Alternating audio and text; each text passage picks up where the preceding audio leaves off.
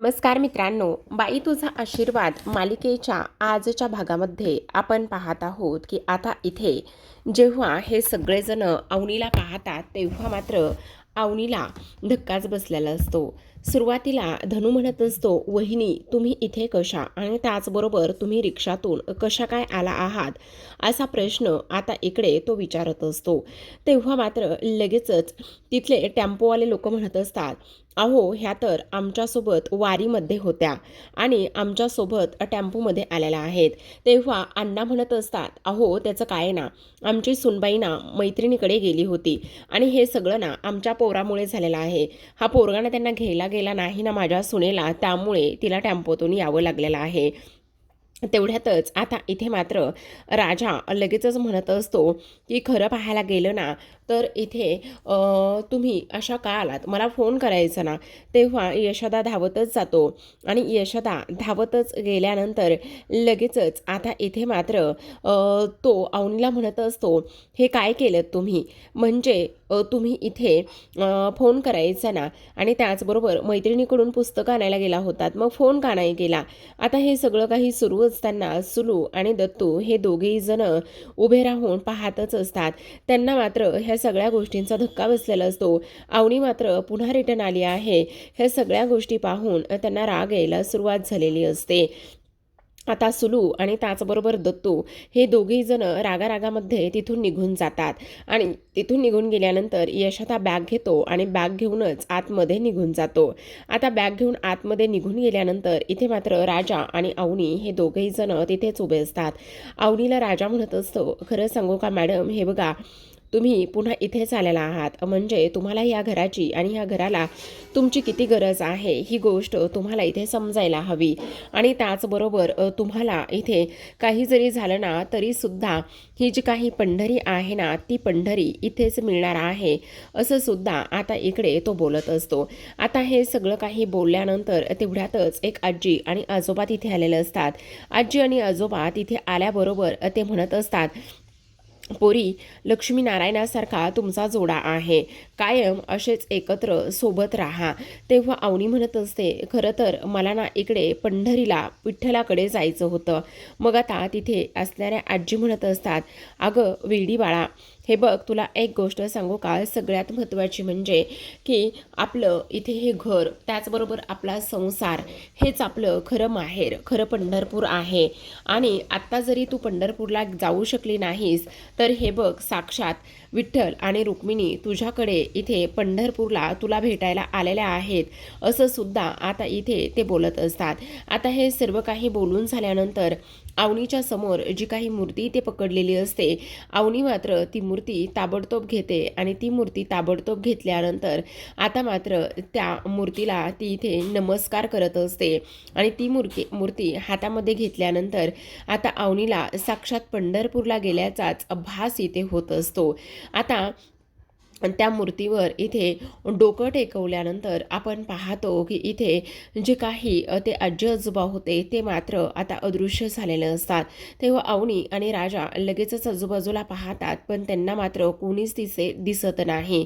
तेव्हा आता कोणीच तिथे न दिसल्यामुळे इकडे राजा खरं तर म्हणत असतो, बघितलं का अवनी मॅडम, खरं तर तुम्हाला याच घरामध्ये पुन्हा यायचं होतं आणि साक्षात विठ्ठलानेच तुम्हाला आशीर्वाद दिला आहे. जसं की तुम्ही या घरामध्ये राहा आणि त्याचबरोबर या घराला जशी तुमची गरज आहे तर तशी तुम्हाला सुद्धा या घराची गरज आहे असं सुद्धा आता इकडे तो बोलत असतो. आता हे सर्व काही बोलल्यानंतर आपण पाहतो की अवनीला आता कळत नाही नेमकं काय बोलावं काय नाही, ह्या सर्व गोष्टी तिला अजिबातच समजत नाही. मग आता दोघेही जण आतमध्ये जायला लागतात.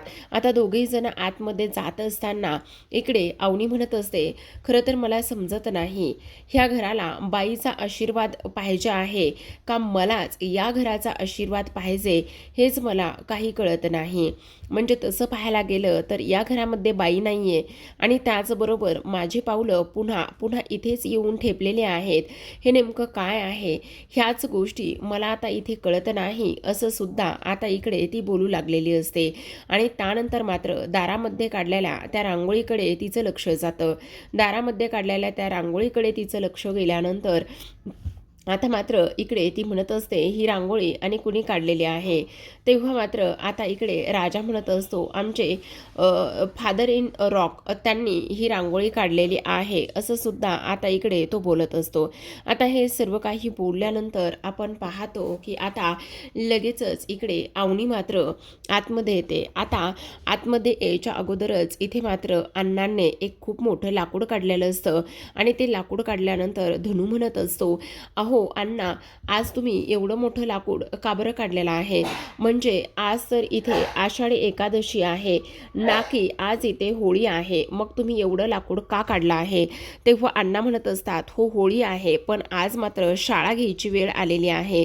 तेव्हा लगेच धनू म्हणत असतो शाळा आणि कुणाची? तेव्हा ते म्हणत असतात कळेल ना, लवकरच कळेल.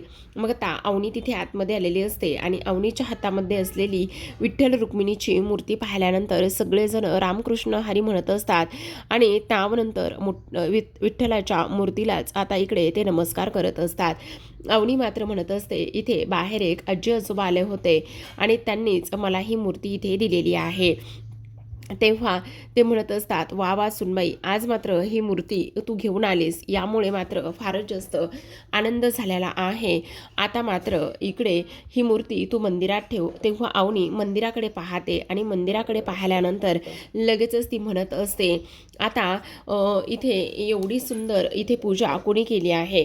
तेव्हा अण्णा म्हणत असतात की एवढी पूजा इथे तुम्ही ज्या ज्या पद्धतीने सांगितलंय ना त्या पद्धतीने मी सगळं काही केलेलं आहे. अवनी मात्र आता इकडे लगेचच त्या रांगोळीकडे पण लक्ष देते आणि म्हणत असते तुम्ही अजिबात काळजी करू नका अण्णा. अण्णा म्हणत असतात खरं पाहायला गेलं ना तर इथे मात्र मी बाहेर रांगोळीसुद्धा जशी जमेल तसं काढलेलं आहे, पण सगळ्यात महत्त्वाचं म्हणजे की मला ना रंग भरायला जमलं नाही. तेव्हा अवनी म्हणत असते तुम्ही काळजी करू नका, आता मी आले आहे ना तर आपण मिळूनच त्यामध्ये रंग वगैरे भरूया असं म्हणून अण्णा आणि त्याचबरोबर अवनी आता दोघेही जण बाहेर जातात आणि दोघेही जण बाहेर गेल्यानंतर आता लगेचच ते त्यामध्ये रंग भरायला सुरुवात करत असतात. अण्णासुद्धा अवनीबरोबर बसलेले असतात आणि रंग भरू लागलेले असतात. दुसरीकडे मात्र इथे आपण पाहतो की आता राजाला प्रचंड आनंद झालेला असतो की अवनी मात्र आता परत आलेली आहे आणि त्यामुळे तो खूप जास्त खुश असतो.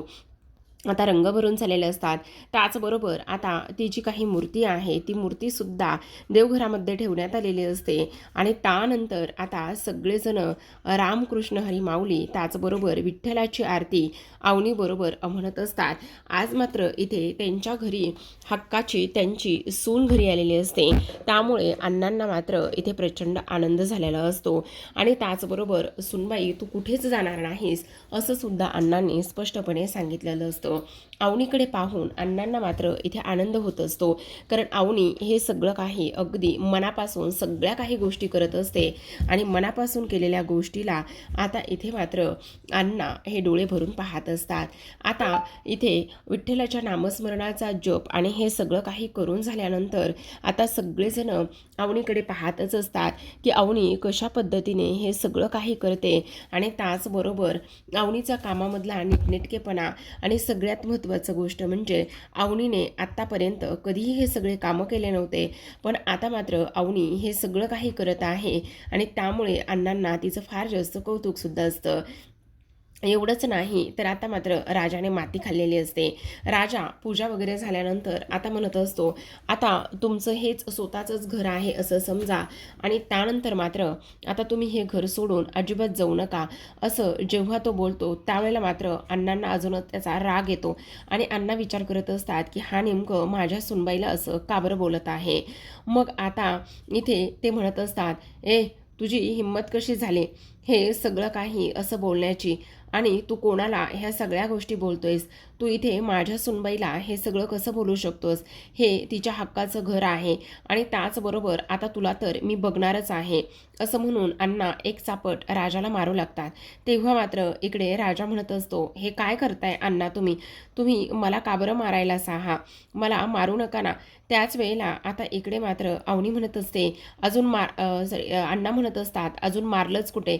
आता तर खरी मजा येणार आहे, आता खरं मारणार आहे तुला, असं म्हटल्याबरोबर आता अवनीला धक्काच बसतो की अण्णा मात्र अशा पद्धतीने का बरं बोलत आहेत. तेवढ्यातच आता यशोदा मात्र विशाला वळण देतो आणि विशाला वळण दिल्यानंतर लगेचच आता तो म्हणत असतो, मी काय म्हणतो. तेव्हा अवनी म्हणत असते, हो यशोदा माझी ती बॅग कुठे आहे. हो तुमच्या पुस्तकाची बॅग ना, मी ना तुमची पुस्तकाची बॅग ना आतमध्ये ठेवली आहे. आणि तेव्हा अवनी म्हणत असते, ठीक आहे ठीक आहे, मी ती बॅग आवरायला घेते, म्हणजे कसं आहे ना सगळं व्यवस्थित जागच्या जागी ठेवते. तेव्हा पुन्हा एकदा राजा म्हणत असतो, काळजी करू नका, आता काही तुम्हाला काळजी करण्याची गरज नाही, म्हणजे हे घर तुमचंच आहे असं समजा. आता तर अण्णांना रागच येतो, कारण हा राजा डबल डबल पुन्हा पुन्हा अशा गोष्टी का बरं बोलत आहे हेच मात्र इथे आता त्यांना समजू लागलेलं नसतं. तेव्हा यशोदा म्हणत असतो, काळजी करू नका अण्णा, तो ना आपलं उगच असं म्हणत आहे. आता उगच कसं काय म्हणू शकतो हा प्रश्न मात्र इकडे पडलेला असतो. आणि त्यानंतर लगेचच आता इथे अण्णा म्हणत असतात, थांब जरा, तुला ना मी चांगलंच पाहतो, कारण मी तुला आता सोडणारच नाहीये. कारण तू माझ्या सुनबाईला असं चालत आणलेलं आहेस आणि त्याचबरोबर जर तो रिक्षा भेटला नसता तर मग काय झालं असतं, असं म्हणून आता अण्णा मात्र तिथे असलेलं लाकूड घेतात आणि राजाला मात्र चांगलंच मारत असतात. मुद्दामच आता इकडे हा आपला जो काही पाण्या आहे तो पाण्या मात्र मुद्दामच इथे मध्ये मध्ये बोलत असतो आणि म्हणत असतो, खरं बोलताय तुम्ही अण्णा, मारा, कारण ह्याला ना हे सगळं करण्याची काहीच गरज नव्हती, ह्याने ना हे सगळं मुद्दामून घडून आणलेलं आहे, चांगलंच मारा तुम्ही. पण इथे मात्र आपला यशोदामध्ये पडतो आणि म्हणत असतो, अण्णा असं काय करताय, हे बघा असं करू नका ना प्लीज, तुम्ही त्याला मारू नका, लागेल त्याला, त्या मान्य ना त्याने चुकलंय म्हणून तो मान्य करतोय ना, मग तुम्ही मारू नका बरं, असं सुद्धा आता इकडे तो बोलत असतो. त्याच वेळेला आता मात्र अण्णा ठणकावून सांगतात. तेवढ्यातच बाहेर कसला आवाज येतोय हे पाहण्यासाठी अवनी बाहेर आलेली असते आणि पाहते तर काय, अण्णा मात्र इथे चांगलंच ह्या राजाला मारमार मारत असतात. आणि अवनी बाहेर आल्यानंतर म्हणत असते, अण्णा का मारताय त्याला. अगं का मारताय म्हणजे त्याची इथे जबाबदारी होती, तुला जसं तिकडे बाहेर घेऊन गेलाय ना तसं घरापर्यंत आणण्याची, पण ह्याने मात्र आज सगळं काही इथे धुळीस मिळवलेलं आहे.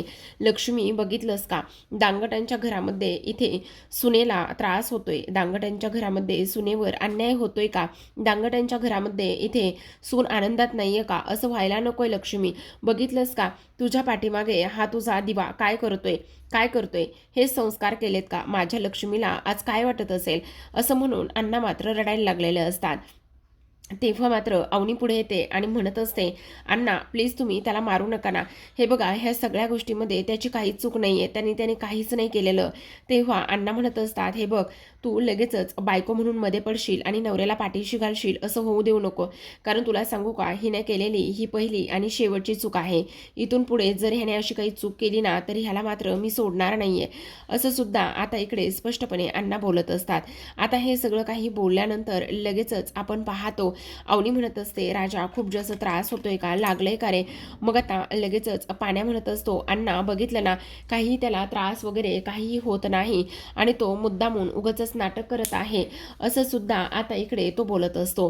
तेव्हा मात्र आता इकडे राजा म्हणत असतो, अहो ह्या सगळ्या गोष्टीमध्ये माझी काहीच चूक नाहीये, मी तुम्हाला तेच सांगण्याचा प्रयत्न करतोय, मी काहीही केलेलं नाहीये, असं म्हटल्याबरोबर आता तो म्हणत असतो, हो का, काहीच कसं नाही केलेलं, जा खरं खरं सांग, तुला त्रास होतोय का रे ह्या सगळ्याचा, खरंच माझ्यामुळे उगाचच तुला त्रास झालाय, खरं मी ह्या सगळ्या गोष्टीला जबाबदार आहे, असं म्हटल्याबरोबर आता मात्र राजा लगेचच स्वतःच्या पायावर उभा राहतो आणि म्हणत असतो, नाही नाही नाही नाही नाही, अजिबात नाही, तुम्ही स्वतःला त्रास करून घेऊ नका बरं अवनी मॅडम, हे बघा मला काहीच नाही झालं, मी अगदी ठीक आहे, बघितलं तुम्ही, मी अगदी ठीक आहे, तुम्ही जा आणि तुमच्या खोलीमध्ये आराम करा, असं म्हणून आता राजा बेडवर बसलेला असतो. आणि त्यानंतर मात्र इथे हा नाटक करणारा राजा खरंच याला लागलंय का असा विचार पाण्या करत असतो आणि पाण्या मुद्दामून त्याच्या पायाजवळ जातो आणि एक फटका मारत असतो आणि म्हणत असतो, काय रे खोटारड्या, नाटक करतोयस, आत्ता ह्या वेळेला तू सुटलायस बरं का, पण पुढच्या वेळेला जर सुटला ना तर तुला सांगू का, अण्णा मात्र तुला चांगला धडा शिकवतील बरं का,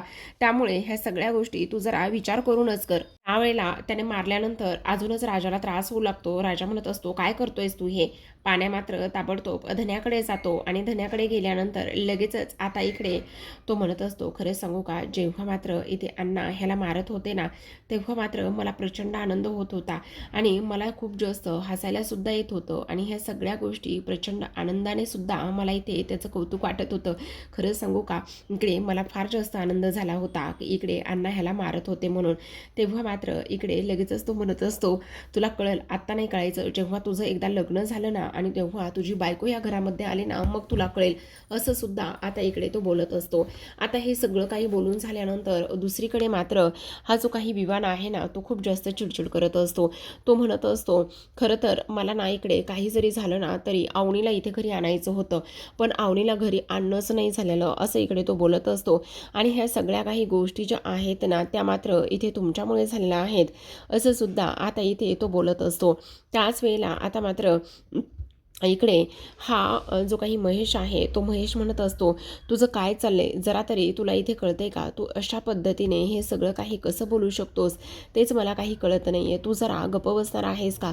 असं म्हटल्याबरोबर तो म्हणत असतो, आता आणि मी काय केलेलं आहे, मी काहीही चुकीचं बोललेलो नाही किंवा मी काही एक वेगळं केलेलं नाही आहे.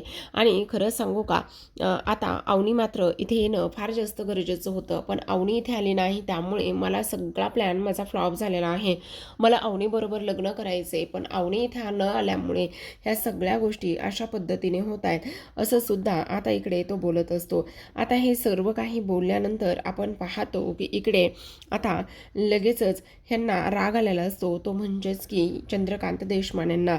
चंद्रकांत देशमान्यांच्या ह्या सगळ्या गोष्टीबद्दल तो बोलत असतो आणि म्हणत असतो, हे सगळं ना ह्यांच्यामुळे झालेलं आहे.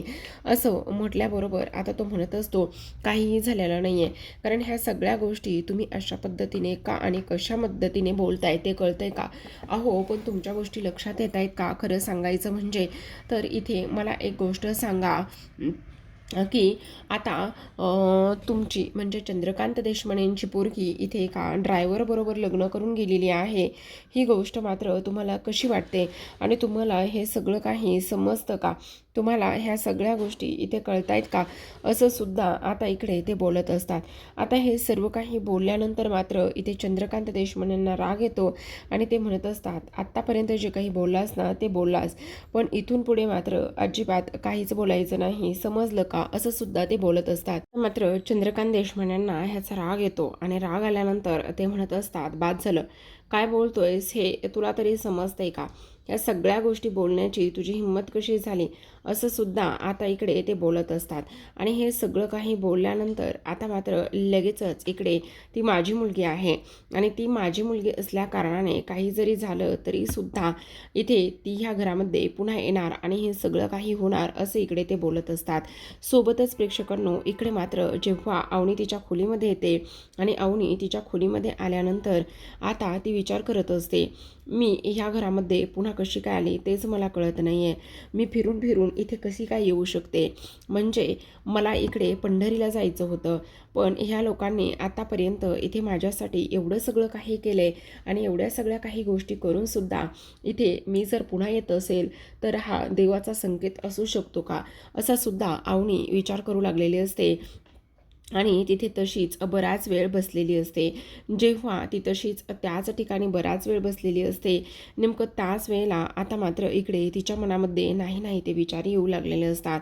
ती इकडे मनामध्ये म्हणत असते की खरं पाहायला गेलं तर ह्या लोकांनी आत्तापर्यंत इकडे खूप काही गोष्टीचा विचार केला होता, पण ही लोकं मात्र कशी चांगली आहेत. त्याचबरोबर जशा पद्धतीने इथे ह्या सगळ्या गोष्टींना माझी गरज आहे, तशीच इथे त्यांनासुद्धा माझी आणि मलासुद्धा त्यांची गरज आहे का, असा सुद्धा आता इकडे ती विचार करू लागलेली असते.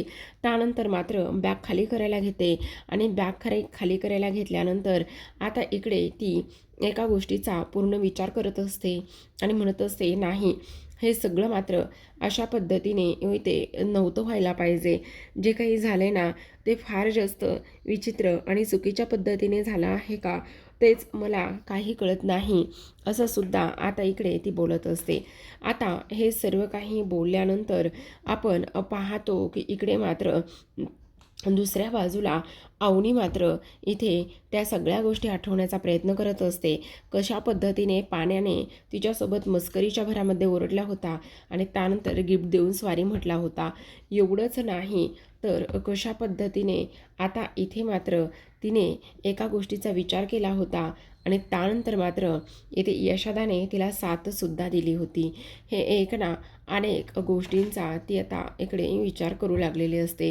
ह्या सगळ्या गोष्टींचा विचार केल्यानंतर मात्र आता इकडे अवनी म्हणत असते, खरं पाहायला गेलं ना तर इथे हे सगळं काही अशा पद्धतीने होता कामा नये.